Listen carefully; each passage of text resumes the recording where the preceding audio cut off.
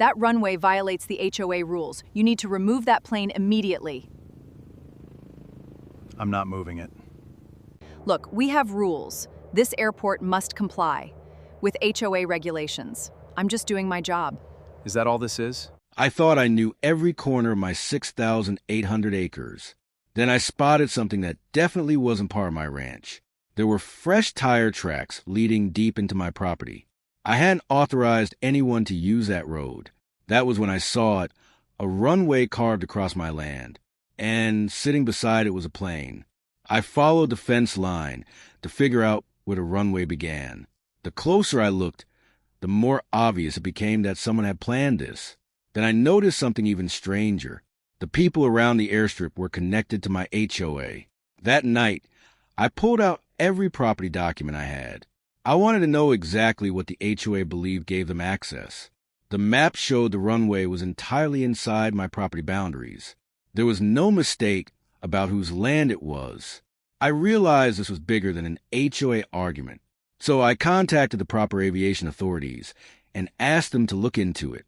The next morning, an FAA inspector arrived at my ranch.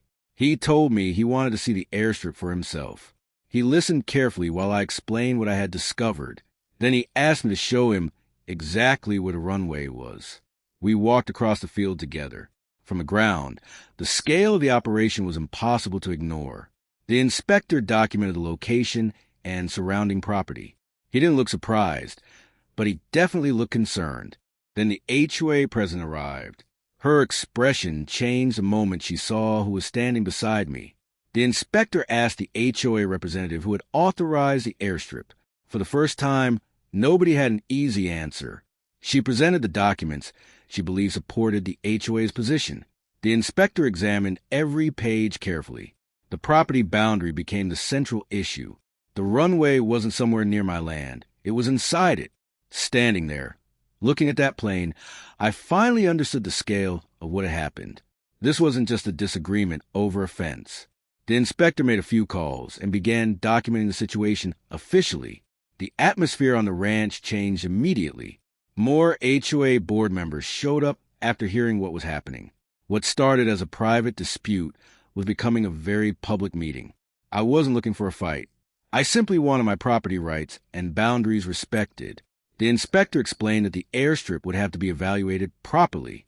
The HOA could no longer treat the matter like an ordinary neighborhood disagreement.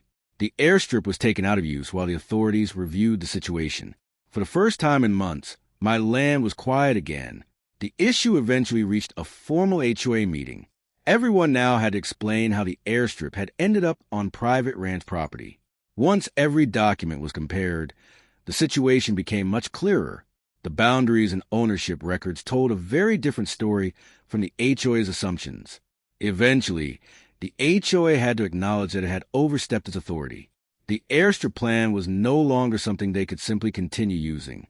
A few weeks later, the ranch finally felt like mine again. No unexpected vehicles, no unauthorized activity, just open land and silence.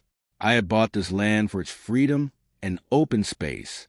And after everything that happened, I knew exactly why protecting those boundaries mattered. In the end, the FAA stepped in, the airstrip issue was addressed, and my property was respected again. If you enjoyed this story, subscribe and tell me where you're watching from.